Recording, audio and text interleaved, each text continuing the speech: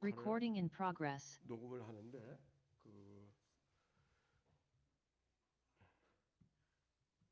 그때 잘못돼 가지고 오늘 이 강의를 녹화를 해서 방에다 각 방에 3방에 각각 올려줍니다. 근데 보통 다른 때 안 올려주고 주일 요 강의가 끝나자마자 올려주도록. 그래서 보강이 이 반이 끝나면 보강이 안 되잖아요. 이제는. 그래서 요 반까지만 진행하고 요 반이 끝나면 이제 보강을 올려줘서 집에서들 볼 수 있도록 그렇게 하는데. 레코딩이 됩니까 지금? 내가 사인을 해야 되잖아요. 되고 있어요? 오케이. 네. 네. 답답하셔서. 아니. 안녕하세요. 자, 오늘은 정의를 물같이 공의를 강같이 아모스서에 대한 말씀을 같이 나누게 되는데 또 오늘 무슨 얘기를 나누게 될지 서로 기대하며 가겠습니다. 우리 아모스서 성경 문답지를 통해서 리뷰를 해보도록 하겠습니다.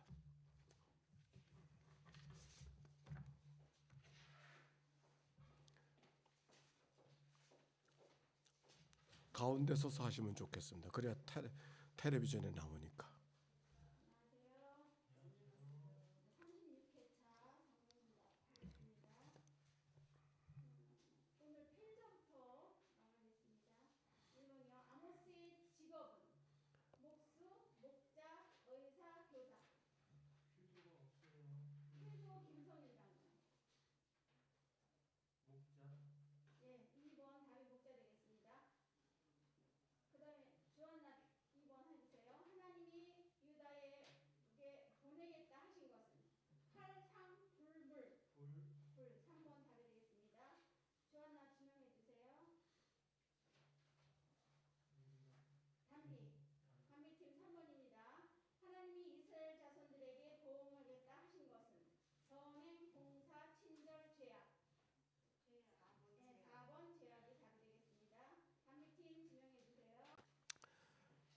자, 오늘 개요에 대해서 나누십시다.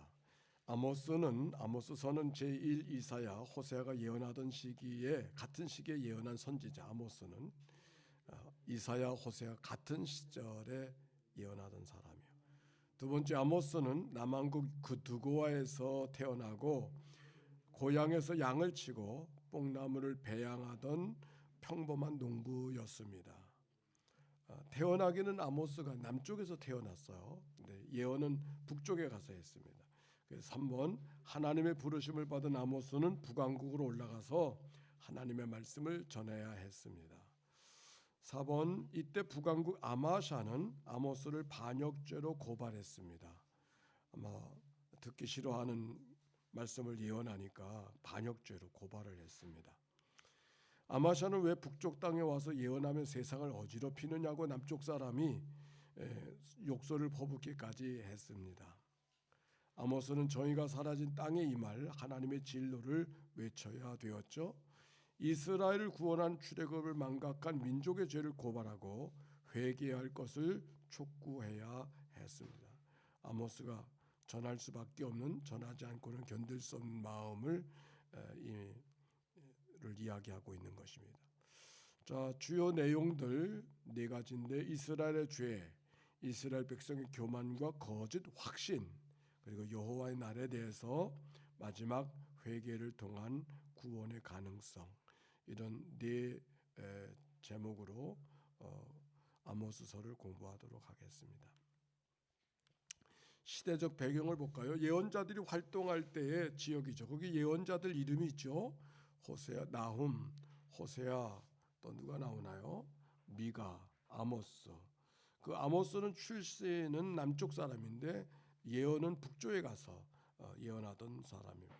근데 한쪽에 에스겔, 다니엘이 있죠. 이 사람들은 어떤 사람들이냐면 이스라엘 백성들이 바벨론의 포로로 잡혀갔을 때 그 후에 나타난 사람이기 때문에 포로로 잡혀간 사람들 가운데 있었기 때문에 여기 에스겔, 다니엘은 이렇게 한쪽 구석에 있게 된 겁니다.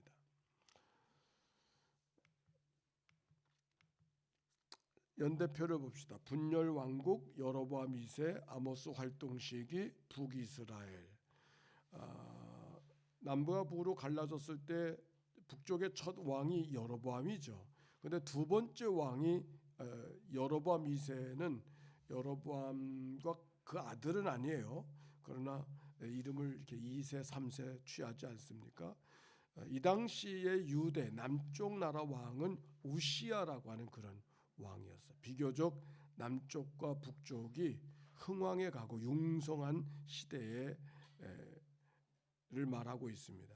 그때 활동하던 사람이 아모스였죠. 남쪽에서 활동하던 사람은 누구였을까요? 이사야, 미가 이런 사람들이에요. 그런데 그 당시에 북쪽 이스라엘이 먼저 멸망하잖아요. 언제 멸망했는가? 722년. 그러니까 북이스라엘이 멸망하기 전에 한 세대쯤 전에 아모스가 활동하고 있었다. 그렇게 생각하면 되겠습니다. 자, 시대적 배경 북왕국 이스라엘의 전성기 여로보암 2세가 통치하던 시대가 그랬는데 그때는 아수르와 아람의 세력이 약화된 틈을 타서 하맛 어귀에서 아라바까지의 영토를 회복하였습니다. 하맛 어귀로부터 아라바 바다까지. 여기 아까 지도를 보시면은 여기 하맛이라는 곳은 여기 나와 있지 않지만 그 나훔이라고 하는 그 글자가 쓰여진 그 북쪽 벗어난 쪽에 하맛이라는 곳이에요. 거기가 하맛이고 아라바 바다라고 하는 것은 남쪽 저 사해 바다가 보이죠? 사해 바다로부터 홍해까지 그걸 아카바만까지라고 하는데 그 아카바만까지에 있는 지역을 아라바 지역이라고 그러고 바다를 면하게 되는데 그 바다를 아라바 바다라고 말합니다. 그러니까 여로보암 2세가 통치하던 시절에 그 북쪽 하맛으로부터 남쪽 아라바 바다까지라.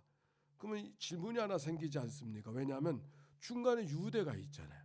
그 유대는 어디 가고 북쪽 하맛부터 아라바 바다까지가 이렇게 생각하게 되어지는데 요건 이스라엘의 그 지형을 조금 이해를 하면 됩니다. 지금 유대가 어느 쪽이냐면은 여기 보세요. 예루살렘, 헤브론 그쪽은 고원지대. 저 해발 한 800m 정도 되어지는 고원지대에 있었고 반면에 저 헬몬산으로부터 요단강 물이 시작해서 그 가이사라 빌립보에서 요단강 물이 해서 갈릴리까지 오고 갈릴리에서 물이 줄줄줄 흘러서 사해까지 오는 거예요. 그런데 물이 흐르는 지역은 어떻죠? 평지잖아요. 산이 없죠. 결국 그 꼭대기부터 아까 얘기한 그 꼭대기부터 저 아래까지가 평지인 거예요. 그러니까 저 위를 통치하는 사람은 아래까지를 다 통치하게 되는 거예요. 반면에 유다 지역은 거기서부터 이쪽 지역이 사해바다, 갈릴리 바다가 해발보다 해저로 200m에서 400m 사이에 오히려 더 내려가요. 해발보다 더 내려간단 말이에요. 바다보다.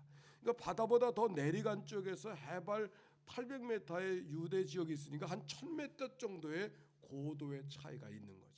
그래서 유다는 고원지대 그쪽을 다스리고 있었고 이 저지대 쪽은 그 이스라엘 북쪽 이스라엘이 융성하게 되었을 때 다 통치하고 있었기 때문에 여로보암이 다스리고 있었을 때 하맛으로부터 저 남쪽 아라바 바다까지 통치하고 있었다. 그 말이 해당이 되는 것입니다. 자, 이 회복된 영토는 다윗 솔로몬 치하의 통일 왕국 영토와 맞먹을 정도였다. 그렇게 말하고 있습니다. 그런데 이 시대는 융성하게 되어졌던 시절은 어떤 일이 벌어졌는가? 영토 확장은 활발해서 대외 무역 국력이 증대되고 경제적 풍요를 가져왔지만 지배계층은 사치와 향락에 빠지고 가난한 백성들을 억압하는 사회 악으로 치달았습니다. 경제가 융성하게 되어졌었을 때는 온 나라가 다 융성한 것이 아니라 잘 사는 사람은 더 잘 살고 어려운 사람은 더 어려워지는 거죠. 그러니까 요즘 코로나 시절 때문에 다 어렵다고 말하지만 사실은 어떤 사람들은 더 많이 부하게 되어지고 어떤 사람은 더 어려워진 똑같은 형편이 지금 이 당시에도 있었던 거예요. 근데 그것이 가난한 사람들을 억압하고 사회학으로 치달았던 것이 하나님의 진로를 일으켜서 아모스가 하나님의 말씀을 전하게 되어진 이유가 됩니다. 또 오바댜서를 읽었는데 오바댜서는 에돔을 향한 선포라 그랬어요. 구약 성경 중에 가장 짧은 책인 오바댜서는 에돔 사람들에게 임할 하나님의 심판을 선포하고 있었습니다. 주전 587년 바벨론의 느부갓네살이 예루살렘을 침략했을 때 에돔 사람들은 유다 사람들이 당한 수치를 보고 크게 기뻐했어요. 방관하고 있었어요. 뿐만 아니라 재물을 약탈하고 도망하는 유다 사람들의 길을 막고 그들을 바벨론에게 넘겨주는, 고자질에서 넘겨주는 일까지 했어요. 누가 그랬어요? 에돔. 그래서 그 에돔을 심판하고 책망하는 이야기가 오바댜서 말씀인 것이죠. 여기 지도를 하나 보시면은 에돔이 어디 있나요? 저 아래 있잖아요. 그리고 모압, 그 옆에는 저 지중해 쪽으로는 블레셋이 있고 남쪽 유다가 있고 북쪽 이스라엘이 이렇게 보이죠? 북쪽 이스라엘. 그리고 그 옆에는 시리아, 아람이라 그러기도 하고 시리아라 그러기도 하는데 거기에 바산이라는 글자가 나와요. 아모스서를 읽어가다 보면 바산의 암소들아 귀부인들에게 그렇게 책망하는 얘기가 나오는데 그 바산이 거기가 아마 비옥한 지역이 되어져서 그곳에 소를 키우면 소가 잘 자랐던 것 같아요. 그리고 그 위에 페니키아 문명이라는 페니키아라는 말이 쓰여져 있고 그 위에 디로 시돈이 그랬는데 디로가 성경에는 두로라는 말로 나오는 곳입니다. 거기가 바로 지중해 제해권을 가지고 있었던 페니키아 문명의 발상지고 또 페니키아 나라가 그곳에서 융성했던 지역입니다. 거기 보면 하솔 무기 또는 그 성경에 전쟁할 때 나오는 이야기들이고 갈멜산도 나오죠. 그리고 북이스라엘 실로 베델, 사마리아는 북이스라엘의 수도입니다. 그 아래 예루살렘이 있죠. 자, 지리적으로 그렇게 이해를 해주시면 좋겠습니다. 자, 본론으로 들어가서 이스라엘의 죄가 무슨 죄인가? 하나님이 이스라엘의 죄를 심판하시는데 아모스는 주변 국가들의 죄와 심판부터 열거하고 있었어요. 거기 성경에 보니까 다메섹, 가사, 두롯, 에돔, 암몬, 모압 그들에 대해서 아모스를 통한 책망의 이야기가 기록이 되어져 있어요. 우리 성경 찾아봅시다. 아모스서 1장.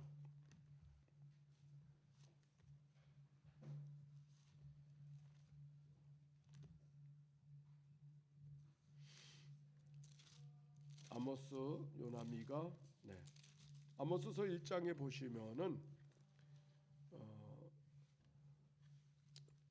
거기 3절 한번 봅시다. 시작. 여호와께서 이와 같이 말씀하시되 다메섹의 서너 가지 죄로 말미암아 내가 그 벌을 돌이키지 아니하리니 이는 그들이 철 타작기로 타작하듯 길르앗을 압박하였습니다. 어디에 대해서 예언하는 거죠? 다메섹이 어디예요? 시리아의 수도였었죠. 좀 아까 보시지 않았나요? 여기 다메섹이 안 나오네. 시리아라고 하는 글자 쓰여져 있는 그 근방이 다메섹이에요. 다메섹은 시리아의 수도, 북이스라엘의 수도가 사마리아인 것처럼 남유다의 수도가 저 예루살렘인 것처럼 시리아의 수도가 다메섹이에요. 그 다메섹이 여기 지금 나온 다마스커스라고 그러기도 하고, 근데 거기를 한번 가보니까 재미난 것은 그 옛날 다메섹 그 성이 지금도 성이 있어서 사도 바울이 그 직가의 아나니아 지부 갔다 이렇게 성경의 사도행전에 기록이 되어져 있는데 지금도 직가가 있어요. 직가는 우리말로 말하면 직가, 직선으로 된 도로, 서울 말하면 종로통이 되는 거예요. 스트리트. 근데 지금도 직가야. 스트리트이에요. 근데 참 묘하더구만요. 이게 2000년 전에 있는 그 성이 지금도 똑같이 이렇게 있어요. 물론 지표는 달라져서 다르고 있지만 옛날에 그 성이 그대로 있다는 생각을 가지니까 참 묘한 생각이 들었던 지역이 다메섹인데 여기 다메섹의 여러 가지 죄, 서너 가지 죄로 말미암아. 근데 이 말이 반복되어요. 6절에도 보세요. 시작. 여호와께서 이와 같이 말씀하시되 가사의 서너 가지 죄로. 가사는 어디예요? 가자지구. 어디요? 블레셋. 네.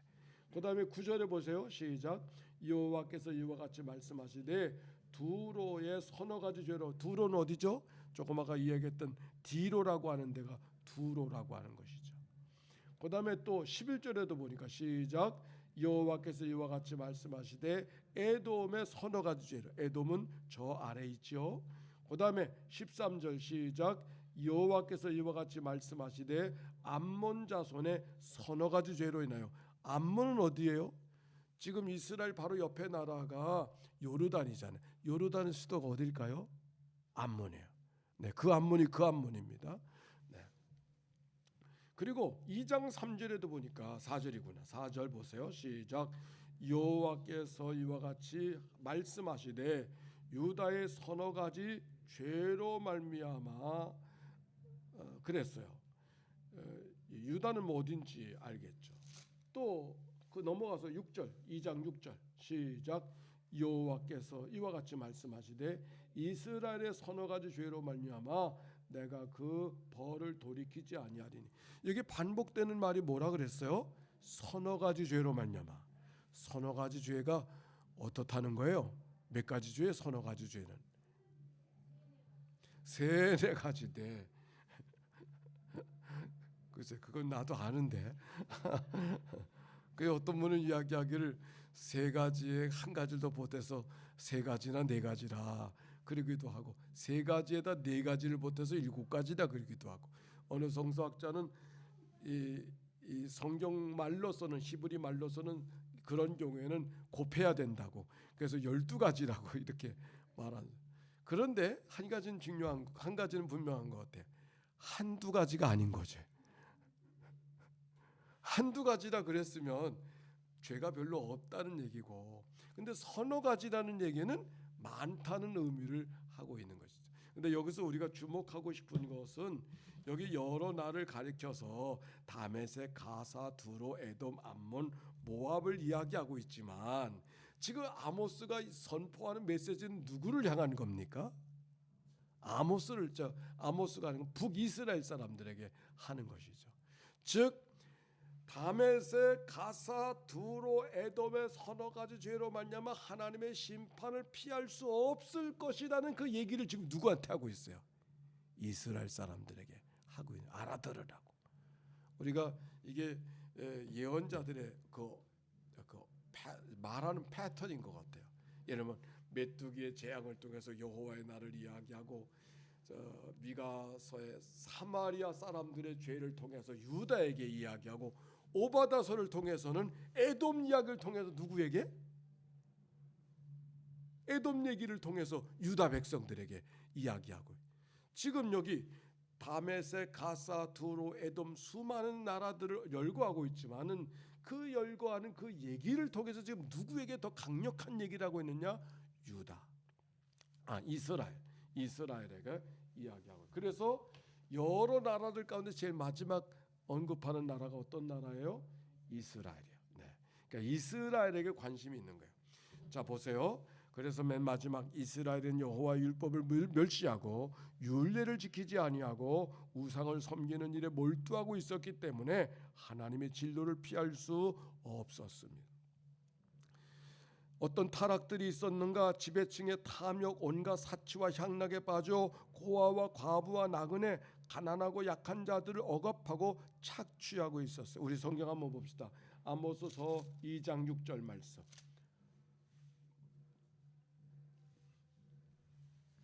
이스라엘의 서너 가지 죄로 말미암아 내가 그 벌을 돌이키지 아니하리니 같이 시작. 이는 그들이 은을 받고 의인을 팔며 신 한 켤레를 받고 가난한 자를 팔며. 물론 신 한 켤레 값이 지금과 그때 값이 같지 않겠지만 그러나 이 얘기는 사람 값을 신 한 켤레 값으로 바꿨다는 얘기는 사람을 너무 소홀하게 여기고 있다 그런 얘기를 하고 있는 것이 아닌가요? 그리고 7절에 보니까 힘없는 자의 머리를 티끌먼지 속에 발로 밟고 연약한 자의 길을 굽게 하여 아버지와 아들이 한 젊은 여인에게 다녀서 내 거룩한 이름을 더럽히며 그랬어요. 있을 수 없는 일들을 그들이 저지르고 있는 거예요. 특별히 힘없는 자들의 머리를 티끌먼지 속에 발로 밟고, 힘없는 사람은 티끌로도 여기지 않는 그런 모습, 사회적인 모습을 보고 있는 것이죠. 8절에 보니까 모든 제단 옆에서 전당 잡은 옷 위에 누우며 그들의 신전으로 벌금으로 얻은 포도주를 마심이니라.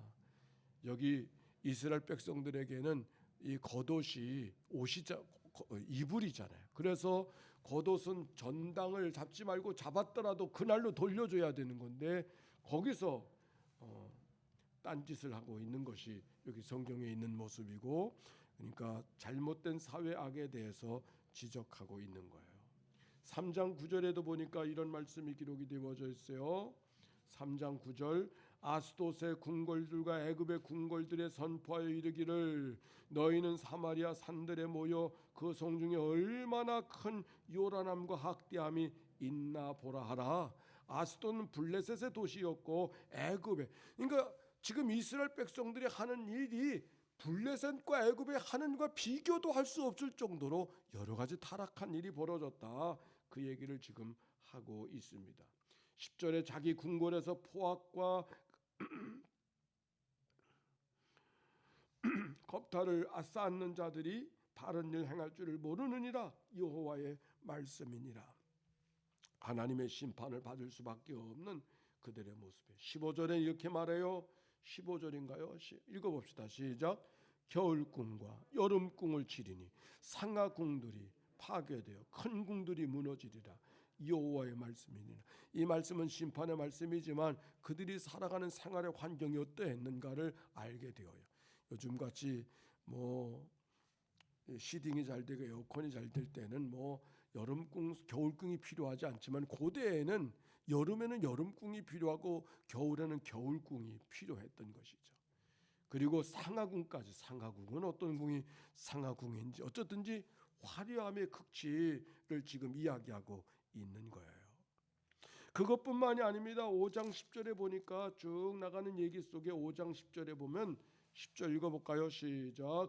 무리가 성문에서 책망하는 자를 미워하며 정직히 말하는 자를 싫어하는도다. 무리가 어디에서? 성문에서. 옛날 사람이 왜 성문에서 그럴까요? 마을의 중심이 성문이 중심이라. 성문에서 재판이 행하여지고 성문이 출입을 통제하는 곳이기 때문에 그 마을의 중심이, 도시의 중심이 성문에 있단 말이죠. 근데 그 성문에서 어떤 일이 벌어졌는가? 책망하는 자를 미워하며 정직히 말하는 자를 싫어하는더라. 사람들이 함께 모여 이야기하는 것, 그리고 불의에 대해서 이야기하는 것을 아주 싫어하는, 진실을 말하는 자를 괴롭히고 있음을 말하고 있습니다. 5장 12절에도 보니까 너희의 허물이 많고 죄악의 무거움을 내가 아노라. 너희는 의인을 학대하며 뇌물을 받고 성문에서 가난한 자를 억울하게 하는 자로다. 그들이 살아가는 모습을 이야기하고 있어요. 가난한 자들에 대한, 매일 잔치를 벌이고 호화로운 식탁에서 침대에서 죄를 짓고 있는 모습이 북이스라엘 사람들, 그들의 살아가는 삶의 행태인 것을 지금 아모스가 지적하고 있었습니다. 아모스서 4장 1절에 재밌는 표현이 나와요. 한번 봅시다. 시작. 사마리아 산에 있는 바산의 암소들, 아까 얘기했죠? 바산의 암소들, 아주 기름진 암소들을 말하는 거예요. 이 말을 들으라. 같이 너희는 힘없는 자를 학대하며 가난한 자를 압제하며 가장에게 이르기를 술을 가져다가 우리로 마시게 하라. 이런 때도 있었던 것 같아요.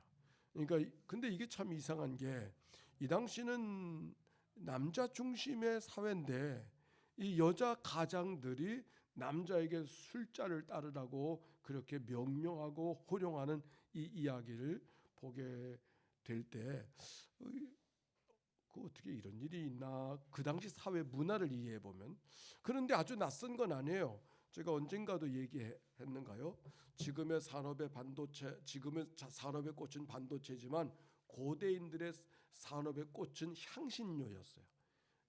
양념하는 거, 또 향료 이런 것들이 산업에 그것이 어떻게 무역되느냐에 따라서 부가 움직였는데, 이게 어디서 나는 거 아니? 아라비아 제일 끝에 에멘이라고 하는데, 그 오만이라는 그쪽 지역에서 나는 거예요. 근데 거기서 나지만 거기서 사용하는 것이 아니라 쓰기는 애굽이나 이스라엘이나 저 그리스나 이런 데서 써야 되지 않겠습니까? 이걸 이동해야 되는데 누가 이동하는가? 그래서 그 집에서는 그것을 이동하기 위해서 낙타에 실어 남자가 하지 않겠습니까? 근데 이동하는 것이 오늘 갔다 내일 돌아오는 것이 아니라 이달에 갔다 다음 달에 올 수도 있지만 이 금년에 갔다가 다음에 올 수도 있어요. 그렇다고 집안을 돌봐야 되니까 어떤 일이 벌어지는가? 그래서 그쪽 지역은 여자 사회, 모계 사회가 되어져서 여자가 가정을 이루고 살림을 이끌어가는 사회, 자연스럽게. 그래서 솔로몬의 왕이 시바 여왕이 왔다 그랬잖아요. 그 시바 여왕의 지역이 바로 거기에요. 그 예멘 그 지역. 거기 대단한 문명 국가가 그 당시에 있었던 것이죠. 그러니까 여기에 여자 가장의 이야기가 아주 엉뚱한 얘기는 아닌 것을 우리가 이해해야 할 것입니다. 어찌됐든지 지금 성경이 이야기하려고 하는 것은 뭔가 사회적 부도덕과 부조리에 대해서 지금 지적하고 있는 겁니다. 8장에도 보니까 부요한 상인들은 에바를 적게 하고 세계를 크게 하고 은을 다는 저울추를 크게 하여 폭리를 취하고 잿물과 같은 불량품을 팔아 폭리를 취하고 있었습니다. 나는 여기 에바, 세겔, 잿물 뭐 이런 것들 하니까 요즘에는 다 뭐 그건 뭐야 뭘 한다 그래. 난 따라가지도 못한 비트코인이나 뭐 이런 것들 이게 비슷한 것 같아. 예. 북왕국은 공법을 인진으로 만들고 정의를 내던진 타락의 소굴이 되었습니다. 그들이 이스라엘 백성들이 살아가는 삶의 형편을 이야기하고 있었던 거예요. 여기 페니키아 시대의 유적 사진이 나오네요. 여기 페니키아 문명이 대단했던 문명이죠. 거기 두로와 시돈 작은 지역이 있지만 거기는 바다로 발을 뻗는 지역이 되어져서 마치 싱가포르가 세계 무역의 중심이 되는 것처럼 그 두로와 시돈이 지중해 전체를 다 장악하는 그런 시대가 있었던 것이죠. 그 중심에 페니키아가 있었습니다. 그래서 그 페니키아에서 그 문자를 제일 먼저 사용했지 않습니까? 그런데 사용하는 게 장사를 돕기 위해서 사용했다 그러더라고요. 그게 뭐 학문을 하기 위해서 그런 것이 아니라 물건을 주고받으면 글자를 표시를 남기게 되는데 그 표시를 남기기 위해서 문자가 사용되기 시작하고 그 문자가 우리들이 사용하는 도구가 되어졌다는 얘기를 들은 바가 있습니다.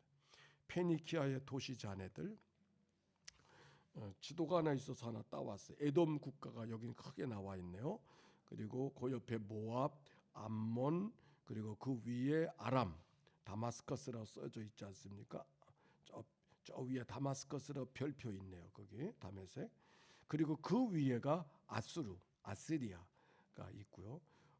한쪽에 지중해 쪽에 빨간색이 블레셋이고, 그리고 그 위에 페니키아가 영어로는 피닉스예요. 그러니까 그렇게 나오고 있네요. 북쪽과 남쪽으로 갈라져 있는 그런 나라의 모습입니다. 이게 이제 페트라가 나오는 그 바위 요새인데 에돔의 땅이죠. 근데 이 페트라라고 하는 것이 좀 우리가 성경을 보면서 이해해야 될 것은 다음 지도도 이런 것도 나와요. 이게 페트라에 들어가는 그 입구예요. 그래서 입구만 막으면은 누구도 이 도시에 들어갈 수가 없어요. 그래서 에돔 사람들이 마우 큰 소리 땅땅하고 그랬던 것이죠. 근데 오바다서를 읽을 때 그 당시의 수도는 페트라가 아니었다 그래요. 보스라라고 보스라. 그래서 성경의 문헌을 읽다 보면 어디를 페트라가 에돔의 수도라 그러기도 하고 보스라가 에돔의 수도라 그러기도 하고 좀 이렇게 혼동이 되어지는데 뭐 여러분 이해를 하시면 좋을 것 같아요. 예를 들면 여기 한반도도 어느 지역에 따라 개경이 수도였다가 또 한양이 수도였다가 그러지 않습니까? 백제에는 위례성이 수도였다가 부여가 수도였다가 공주가 수도였다가 시대에 따라서 수도가 옮겨지지 않습니까? 마찬가지라고. 에돔 땅도 수도가 옮겨졌다고 하는 것을 생각해 보면 보스라가 수도인데 왜 페트라라 그러는지, 페트라가 수도인데 왜 보스라라 그러는지 뭐 혼란스러워할 필요 없다고 생각합니다. 자, 그 당시에 종교적인 모습을 좀 보겠어요. 이들이 제사를 드리는 일에는 소홀함이 없었어요. 4장 4절 한번 봅시다. 소홀함이 있다 그러지 않고 소홀함이 없었다 그랬어요. 4장 4절이요. 같이 읽읍시다. 시작. 너희는 베델에 가서 범죄하며 길갈에 가서 죄를 더하며 아침마다 너희 희생을 3일마다 너희 11조를 드리며 누룩 넣은 것을 불살라 수은제를 드리며 낙헌제를 소리내어 선포하려무나 이스라엘 자손들아 이것이 너희가 기뻐하는 바니라 주 여호와의 말씀이니라. 무슨 얘기를 하려고 하는가? 그들이 제사 드리는데 열심을 다했어요. 베델이라고 하는 것은 야곱의 그들이 예루살렘에서 예배드리지 못하러 가기 위해서 북쪽 이스라엘에서 따로 예배드렸던 자리가 베델이거든요. 그리고 길갈은 이스라엘 백성들이 출애굽해서 가나안 땅에 들어올 때 첫 번째 제사 드렸던 자리가 길갈이요. 신성한 자리였어요. 뿐만 아니라 부엘세바까지 가서 제사를 드리기도 했어요. 부엘세바는 저 남쪽 끝이 부엘세바예요. 그래서 이스라엘이라 그러면 단에서부터 부엘세바부터 단까지, 한국말로 말하면 제주도에서 한라산부터 백두산까지 그걸 전체로 다 이야기하는데 부엘세바까지 가서 제사를 드렸다, 끝에까지 제사를 드렸다. 아마도 하나님 앞에 제사 드리기 위해서 얼마나 열심히 드렸는지 우리말로 표현하면 그저 특별한 기도원이라고 하면 다 쫓아다니면서 제사를 드리는 예배와 기도하는 그런 모습이 지금 그 당시의 사람들이었어요. 뿐만 아니라 수은제, 낙헌제, 수은제는 감사의 제사를 말하고 낙헌제는 뭔가 자원하는 예물을 하나님 앞에 드리는 그런 제사의 열심이었어요. 더욱이 6장 1절에 보세요. 6장 1절에 이런 말이 나와요. 시작. 화 있을진저 시온에서 교만한 자와 사마리아 산에서 마음이 든든한 곧 백성들의 머리인 지도자들이여 이스라엘 집이 그들을 따르는도다 그랬어요. 여기 교만한 자, 마음이 든든한 자 무슨 말이에요? 이건 다른 말이 아니죠. 우리는 선민이니까, 우리는 이렇게 제사하고 있으니까, 이렇게 열심히 기도하고 있으니까 하나님이 우리는 재앙 내리지 아니하실 거야. 그렇게 든든하게 생각하고 살았던 사람이 그 당시 사람들이다. 그 얘기를 지금 하고 있는 거예요. 교만한 자, 마음이 든든한 자. 그런데 그들을 향하여서 아모스는 하나님이 소제나 번제를 열심히 드릴지라도 받지 않을 것이라고 그렇게 말했어요. 아모스서 5장 22절 보세요. 22절 읽어볼까요? 22절부터 시작. 너희는 내가 받지 아니할 것이요 너희 살찐 희생의 화목제도 내가 돌아보지 아니하리라. 한 절도 내 노랫소리를 내 앞에 그칠지어다 내 비파소리도 내가 듣지 아니하리라. 너희들이 열심히 제사드리고 열심히 기도하고 뭐 이런저런 일들 뭐 노래하고 하지만 그 나와 상관없다. 그렇게 말씀하시는 거예요. 아모스를 통하여서 그렇게 말씀하고 계시는 거예요. 참 이런 일이 있으면 얼마나 힘든 일이겠습니까? 열심히 기도했는데 그건 나와 상관없다 그렇게 말씀하시면 그거보다 더 어처구니 좀 답답한 일이 없겠습니다. 자, 그때 하나님께서 아모스를 통해서 여호와의 날 심판에 대한 이야기를 하고 있죠. 그들의 그릇된 선민의식, 우리는 하나님의 특별한 백성이야, 우리는 이만큼 제사를 드렸으니까 이렇게 절기를 잘 지키니까 그렇게 마음을 든든히 하던 그들의 선민의식이 오히려 하나님의 심판을 피할 수 없게 만들었다는 거예요. 그들은 칼에 죽거나 포로로 잡혀가게 될 것이라고 아모스가 말하고 있어요. 아모스서 5장 8절 한번 읽어봅시다. 아모스서 5장 8절 다 거기 있어요. 아모스서 5장 18절에 미안해요. 시작. 화 있을진저 여호와의 날을 사모하는 자여 너희가 어찌하여 여호와의 날을 사모하느냐 그 날은 어둠이요 빛. 여러분 여기 여호와의 날이라는 말이 처음으로 나오는데 여호와의 날은 원래 나쁜 날이 아니었어요. 승리의 날이었어요. 이스라엘 백성들이 가나안에 정복하실 때 오늘이 여호와의 날이다 노래하고 박수하던 날이 여호와의 날이에요. 그래서 그들은 여호와의 날을 늘 기다리고 있었어요. 근데 늘 기다리던 여호와의 날을 아모스가 심판의 날로 이야기하는 거예요. 바꿔 이야기하는 거예요. 너희가 그렇게 기고만장해서 자만감을 갖고 여호와의 날을 기다리는가? 기다리지 말아라. 그 기다리는 그 날이 오히려 빛이 아니라 어둠의 날이 될 거라고. 네, 아모스가 참 대단한 것 같아요. 그 어떻게 모든 사람들이 다 기다리고 있는 여호와의 날을 기다리지 말라고, 그날은 재앙의 날이라고, 어둠의 날이라고, 심판의 날이라고 말이 쉽지 그게 쉬운 일이 아니지 않겠습니까? 승리를 의미했던 여호와의 날을 처음으로 여호와의 날을 사용한 사람은 선지자들 가운데 많아요. 그런데 여호와의 날을 승리의 의미가 아니라 심판의 날로 첫 번째로 전한 메시지 예언자가 아모스였다는 말이에요. 아모스서 8장 7절에 이런 말이 나와요. 한번 봅시다.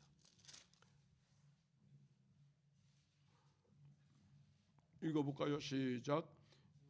여호와께서 야곱의 영광을 두고 맹세하시되 내가 그들의 모든 행위를 절대로. 이게 무슨 말일까요? 여호와께서 야곱의 영광을 두고 맹세하시되, 이 야곱의 영광이라는 말이 다른 새 번역에 보니까 이렇게 번역되어 있어요. 야곱의 자만, 야곱의 교만. 즉 그들이 그렇게 마음 든든히 하는 것들이 야곱의 교만인 것이죠. 그런데 그 야곱의 교만, 그 자만심을 하나님께서 가만두지 아니하시겠다, 그런 말씀이에요. 심판하시겠다, 그런 말씀이에요. 언제? 그래서 여호와의 날이라고 이야기하고 있는 것이죠. 그러므로 여호와의 날, 너희들이 기다리는 여호와의 날은 없다. 그런 날은 찾지 말아라, 구하지 말라, 아모스가 이야기하고 있었어요. 그러면서 아모스는 이렇게 외치고 있었습니다. 아모스서 5장 4절 말씀. 시작. 너희는 나를 찾으라, 그리하면 살리라. 베델을 찾지 말며 길갈로 들어가지 말고 부엘세바로 나아가지 말라. 너희는 여호와를 찾으라, 그리하면 살리라. 그렇지 아니하면 그가 불같이 요셉의 집에 임하여 멸하시리라. 베델만 가면 되는 줄 알았는데, 길갈만 가면 되는 줄 알았는데, 부엘세바만 가면 되는 줄 알았는데 그리 가지 말라 그랬어요. 그러면서 뭐라고 말해요? 나를 찾으라, 나를 찾으라. 이게 무슨 말일까요? 나를 찾으라, 그러면 살리라. 그런데 베델은 가지 말라, 길갈로 가지 말라, 부엘세바로 가지 말라. 즉 하나님 앞에 제사를 드리지만 모양만 제사지 진정 하나님은 없는 그런 제사. 하나님 앞에 기도하고 있지만 그저 표현만 있지 마음이 없는 그런 기도. 아모스가 지금 그렇게 외치는 거예요. 그러므로 나를 찾으라고. 그들이 얼마나 베델을 찾는데 열심이고 길갈을 찾는데 열심이고, 심지어 부엘세바까지, 부엘세바 저 남쪽 한라산 끝까지, 마라도까지 가서 제사를 드리는 거예요. 이거는 나를 찾으라, 나를 찾으면 너희가 살리라. 그렇지 아니하면 그가 불같이 요셉의 집에 임하여 멸하시리라. 5장의 말씀. 그리고 이어서 5장 24절 말씀에 이런 말이 나와요. 5장 24절 시작. 오직 정의를 물같이 공의를 마르지 않은 강같이 흐르게 할지니라. 즉 제사 드리는데 너무 열심히 살지 말고 제대로 살아라, 그 얘기죠. 제대로 살아라. 제대로 살지 못하면서, 제대로 살려고 노력하지 않으면서 제사만 드리고 앞가림만 하려고 그렇게 산다고 책망하고 있는 거예요. 자, 거기 더 하고 싶은 얘기가 있지만 그 얘기 나중에 하고, 여기 중요한 얘기가 나와서 요 얘기를 조금 같이 나누고 가겠습니다. 여기 보면은 정의와 공의라는 말이 나와요. 정의는 뭐고 공의는 뭐예요? 헷갈리죠? 네. 정의는 뭐고 공의는 뭐예요? 안 헷갈리시나? 나도 헷갈리는데. 정의는 미슈파트라는 말을 쓰고 justice라는 말로 영어로 번역해요. 공의라는 말은 세다카라는 말을 쓰고 영어로는 righteousness라고 하는 말로 번역을 해요. 정의가 공의가 뭘까? 이걸 이렇게, 이게 때로는 성경에 조금 이렇게 많이 사용하는데 그걸 이게 잘 때로는 혼동을 주는 내용들이 되어져서 오늘 다시 한번 정리를 해보려고 하는데, 정의와 공의, 잘 들어보세요. 잘 들어보세요. 이게 제가 제대로 잘 설명할 수 있을지 모르겠어요. 정의라는 말은 옳고 그름을 말하는 잣대 같아요. 잣대. 그런데 공의는 뭔가 그 잣대를 사용해서 어떤 목적을 수행할 때 그걸 공의를 수행한다, 공의를 이룬다, 이렇게 말하는 거예요. 때로는 정의와 정의는 충돌할 수 있어요. 근데 공의는 충돌하지 않아요. 정의와 공의, 정의는 자와 같은 역할을 한다 그러면 공의는 자를 사용해서 어떤 관계를 만들 수 있는가, 그 잣대가 무엇을 위해서 이용되어지고 있는가라고 하는 것을 사용하면 그걸 공의를 이루었다, 그렇게 말한단 말이에요. 이거를 조금 더 머릿속에 잘 이해하기 위해서 그림 언어를 생각해 보니까 제가 일부러 그렇게 만든 거예요. 정의라는 것은, 정의는 무엇 같아? 정의는 뭐 같아요? 써 있잖아. 예? 정의는 물같이, 공의는 강같이. 한번 하수가 그 말이지만, 물과 강 같아요, 달라요? 같습니까? 같죠. 같지만 다 같지 않은 거지. 그렇죠? 물과 강은 같은 거예요. 그러나 같은 거 아니에요. 물은 그냥 눈물도 물이고 수돗물도 물이고 바닷물도 물이고 다 물이에요. 그렇죠? 빗물도 물이고. 근데 그 물이 모아져서 강이 되어졌다. 강이 되어졌을 때는 흘러가는 목적이 있잖아요. 그리고 흘러가기만 하는 것이 아니라 둔덕에 있는 식물에 생명을 주고 자라나게 만들고 푸르름을 주고 뭔가를 도와주잖아요.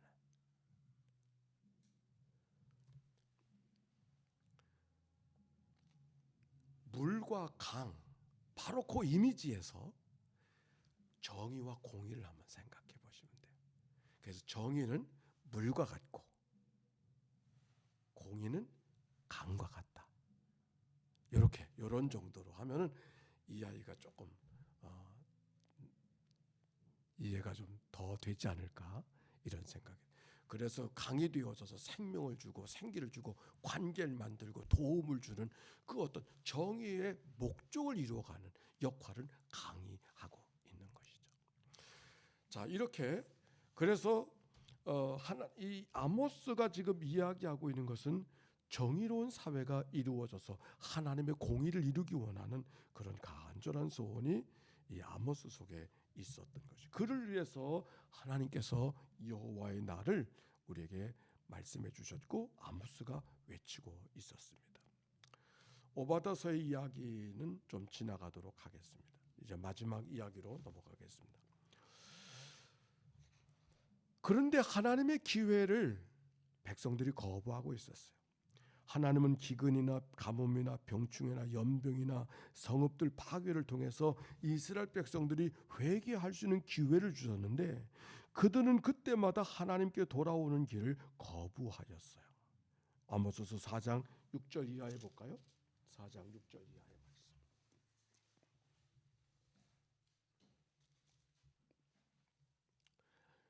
6절과 7절은 아까 4절과 5절은 아까 읽었으니까 6절 이하 시작.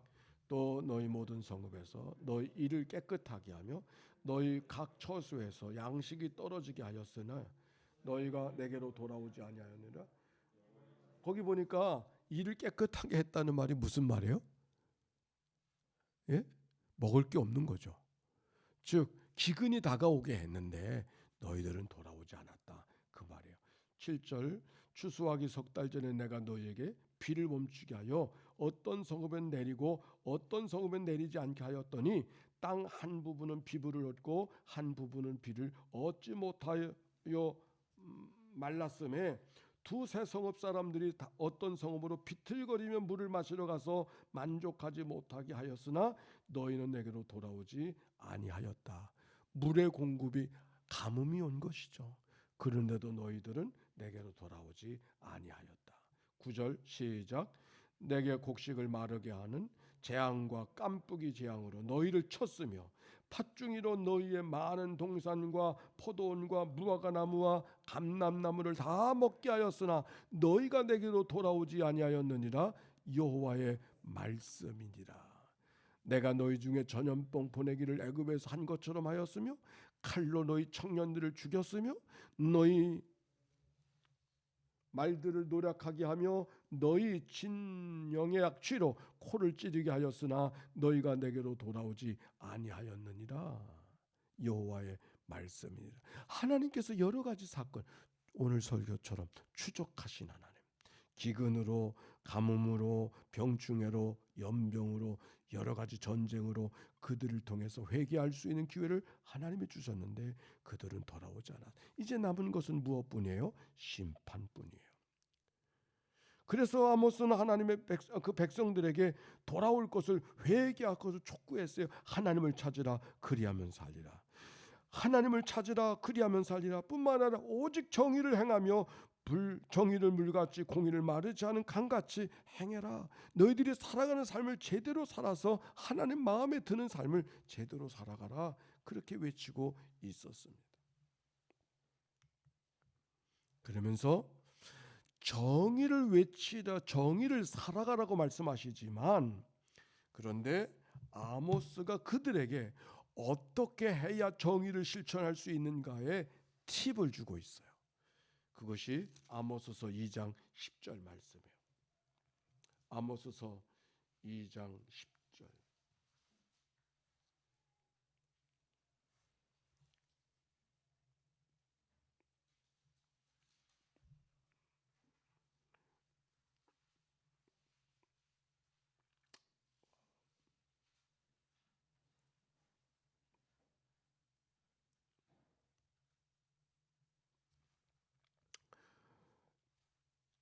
장 10절 말씀.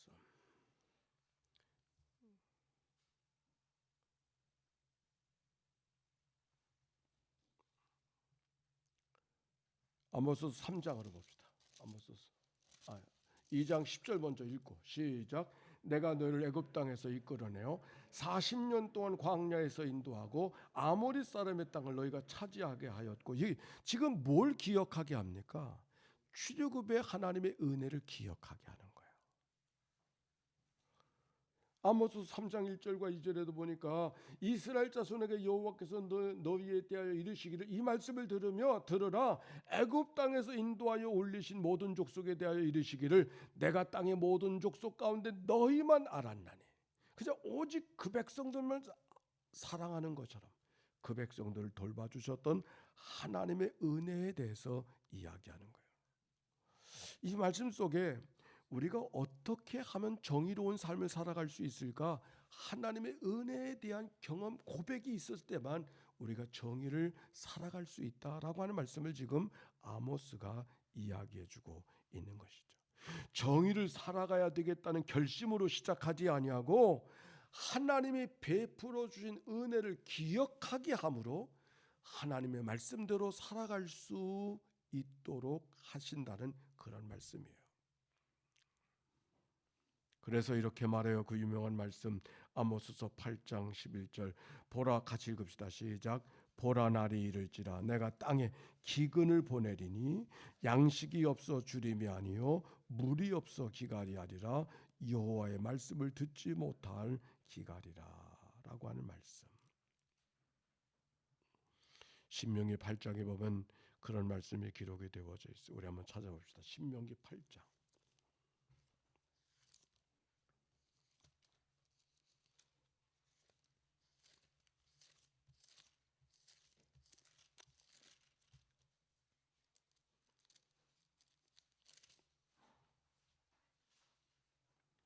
팔 장 2절과 3절 읽어볼까요? 시작. 내 하나님 여호와께서 이 40년 동안에 내게 광야길을 걷게 하신 것을 기억하라. 이는 너를 낮추시며 너를 시험하사 네 마음이 어떠한지 그 명령을 지키는지 지키지 않는지 알려 하심이라. 너를 낮추시며 너를 줄이게 하시며 또 너도 내 조상들이 알지 못하던 만나를 내게 먹이신 것은 사람이 떡으로만 사는 것이 아니요 여호와 입으로 나오는 모든 말씀으로 사는 줄을 내가 알게 하려 하십니다. 광야에서 만나를 너희들에게 먹이신 것을 너희들을 배불리려 함만이 아니라 너희들이 사는 것이 하나님으로부터 공급되어진 말씀으로 사는 것을 알게 하기 위함이라 그랬어요. 여기 어떻게 하면 정의를 실현할 수 있겠는가? 하나님의 은혜에 대한 기억과 하나님의 말씀에 대한 공급, 그것이 그들이 정의를 살아갈 수 있는 계기와 힘이 된다. 그런 말씀이 오늘 성경 속에 기록이 되어져 있습니다. 그게 바로 아모스를 통하여서 구원의 길, 아모스가 선포되어진 구원의 길을 지금 이야기하고 있는 것입니다. 정리해 보겠습니다. 선지자 아모스 메시지의 특징은 하나님의 심판이 단순히 하나님을 배신하고 멀리는 종교적 타락으로 시작된다고 제안하지 않는다. 오히려 성문에서 정의가 세워지지 않는 것에 대한 안타까움인 것이다. 이 아모스서가 특별한 것은 지금 무슨 얘기를 하고 있느냐면 아모스서가 특별한 것은 여태까지 예언자들이 선포되어졌던 심판의 이유가 하나님 바로 섬기지 못하는 것을 이야기할 때 무엇을 가지고 이야기했냐면 바알을 섬기고 있다고, 아사를 섬기고 있다고, 종교적 문제를 가지고서 선지자들이, 예언자들이 심판을 선포했어요. 그렇죠? 모든 선지자 대부분 그랬어요. 근데 아모스는 종교적인 문제도 다루지만 그거는 차순이야. 더 그들을 향하여서 지적하고 있는 것은 사회적 악이에요. 가난한 사람, 어려운 사람, 나그네들을 소홀히 여기는 것이 너희들이 심판받는 첫 번째 이유라고 아모스가 얘기하고 있는 거예요. 그게 아모스의 독특함이에요. 여기서 종교적인 문제를 아모스가 다루고 있죠. 근데 그 다루는 것은 종교적인 문제를 다루려고 하는 것이 아니라 그렇게 엉터리로 하나님을 섬기니까 제대로 못 사는 거지, 그 얘기를 하는 거죠. 그러니까 바로 살지 못하는 것, 하나님을 섬긴다고 하면서 너희들이 나그네 대접하지 않고 고아들 버려두고 가난한 사람들 마구 대하는 거, 그게 바로 잘못된 거라는 것이고, 그것에 대해서 하나님이 가만두지 않으시고 그걸 책망하시고 심판하시겠다는 메시지를 강력하게 말씀하는 게 아모스의 독특한 예언자의 모습입니다. 그래서 지금 그 얘기를 하는 거예요. 아모스 메시지의 특징은 하나님의 심판이 단순히 하나님을 배반하고 바알을 섬기고 그런 타락으로 제한하지 않고 오히려 성문에서, 성문은 일상의 삶이잖아요. 마을의 삶, 도시의 중심이 성문이란 말이에요. 그 성문에 정의가 세워지지 않은 것에 대한 안타까움을 지금 아모스가 선포하고 있다는 거예요. 그래서 아모스 신앙의 바른 제사를 이야기하지만 바른 제사는 그 열매가 사회 정의로 나타나야 된다는 거예요. 근데 생각해 보면 말씀대로 살아가는 것과 사회의 정의를 이룬다고 하는 것이 다른 게 아니죠. 십계명이 뭐예요? 하나님 사랑과 이웃 사랑이 같다고 하는 것을 가르쳐 주는 예의가 십계명 아닙니까? 우리가 많은 율례와 율법을 알았지만 율례와 율법이 제사뿐만이 아니잖아요. 오히려 가난한 자, 고아들, 나그네들, 여인들, 종들에 대한 배려, 약자 보호법이 율법의 기초 아닌가요?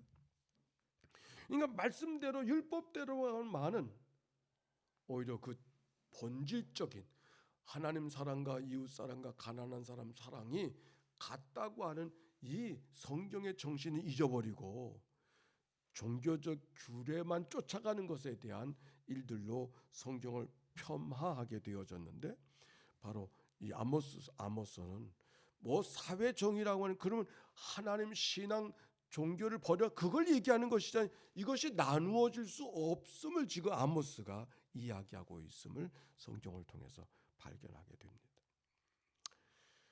정의가 어떻게 실현될 수 있다고 하였는가? 은혜를 기억함으로. 정의는 하나님의 말씀을 기억함으로 정의가 실현되어질 수 있고, 말씀을 가까이 하고 말씀과 친밀한 교제를 나눌 때 정의를 실현할 수 있는 삶을 살 수 있다고 아모스가 이야기하고 있는 것이죠. 아모스를 읽어가면서 계속해서 반복되어지는 이야기, 여호와께서 이같이 말씀하셨느니라, 여호와의 말씀이니라, 구절구절 있어요. 구절구절. 그러므로 이 말씀을 생각해 보면 우리가 살아가고 싶다고 살아갈 수 있는 삶이 아니라 하나님이 도와주시지 아니하면, 아니 하나님의 말씀과의 하나님과 친밀한 교제 없이는 살아갈 수 없음을 이야기하고 있다고 볼 수 있습니다. 질문입니다. 아모스는 성문에서 정의가 세워지지 않는 것에 대한 안타까움을 이야기하면서 거기서 정의를 행해야 되고 거기서 하나님의 사랑이 만들어져야 된다고 이야기한다면, 우리가 정의를 세워야 될 오늘 우리의 성문은 어딜까?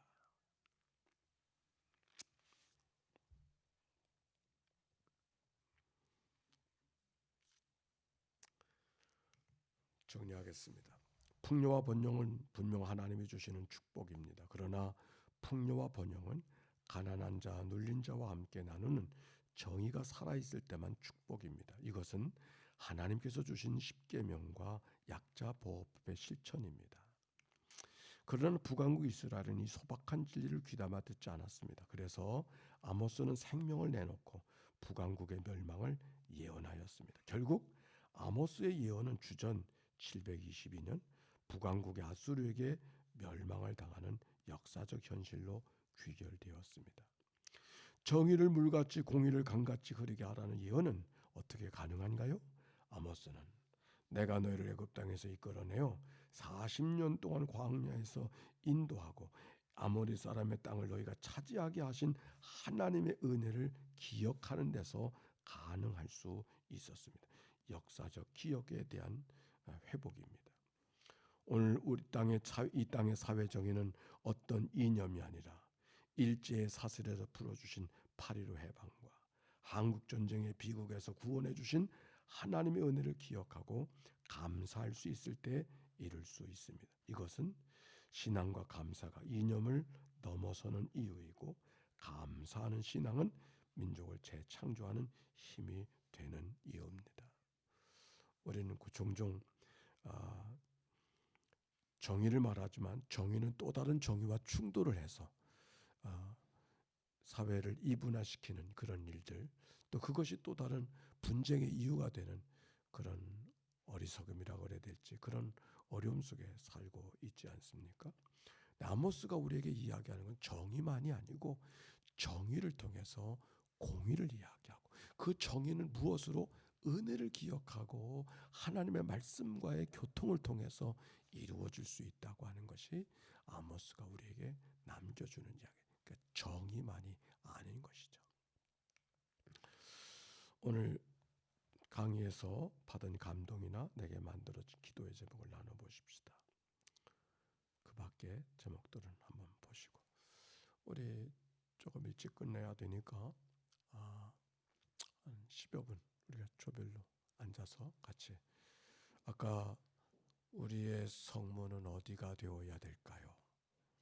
그 얘기. 우리들의 성문.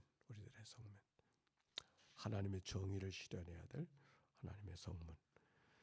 공의를 실현해야 될 하나님의 성문은 어딜까요? 우리의 삶의 성문은 어딜까요? 그런 얘기를 좀 나누도록 하십시다. 자,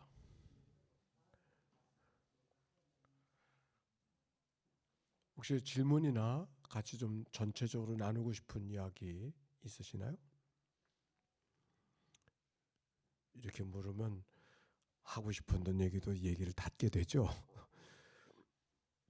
오늘 질문에 아모스에게는 성문에서의 정의라면 성문에서의 정의라는 것은 재판하던 장소가 성문이었고 성문을 통해서 사람들이 성 안에 들어가고 나가고 일상의 가장 중요한 길목이죠. 길목, 성문이. 사람이 억울한 일을 당해서도 거기서 인정받고 또 사람으로 얼굴이 펴질 수 있는 자리도 그 자리고 이 사람이 도대체 된 사람인지 안 된 사람인지 인정을 받는 것도 그 자리고 그 성문이 그렇단 말이죠. 우리들의 삶 속에 일상의 삶 속에 성문은 어딜까요? 그렇다면 집, 성문이 교회가 되어야 돼. 네. 뭐 이게 정답을 이야기하기는 어려울까. 다 사람마다 다 답이 다를 수 있을 거다 생각하는데 저는 나름대로 이제 제 삶의 형편에서 보면은 가정이 성문이 되어야 신앙도 가정에서 자녀 교육도 가정에서 행복도 가정에서 정의가 실천되지 아니하면 다른 데서 정의가 실현된다 한들 나와 무슨 상관이 별 상관이 없어지는 일이 아닌가. 가정이 성문이 아닌가 이런 생각이 드는데 뭐 사람마다 다 다를 거예요. 어떤 분은 직장이 성문일 수도 있고 지역사회가 성문일 수도 있고 또 그런 구비가 잘 되어져서 교회가 성문일 수도 있는 거고. 그러나 이 질문은 상당히 뭐 이 시간에 뭐 답을 만드는 그런 노력이 아니라 마음속에 두고 하나님은 우리에게 정의가 세워지길 원하는데 우리의 삶의 가장 중요한 크로스웨이 길목에서 정의가 세워지기를 원하신다.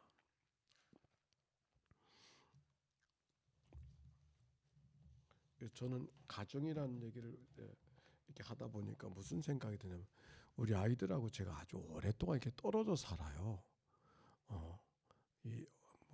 상당히 떨어진 시간이 더 많은 것 같아.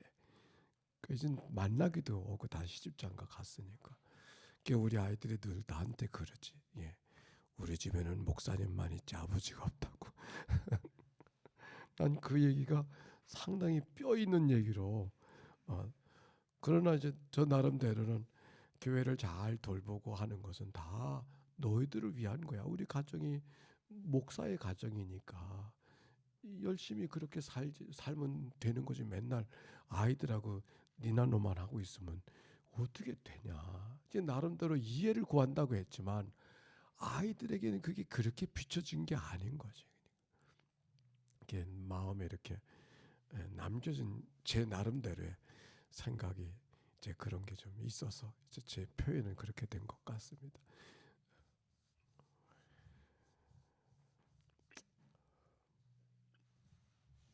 정의에 대한 얘기를 돌면서 성경 한 권 찾아봅시다. 시편 85편.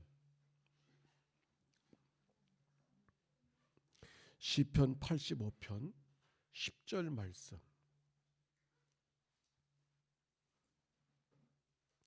10절과 11절의 말씀인데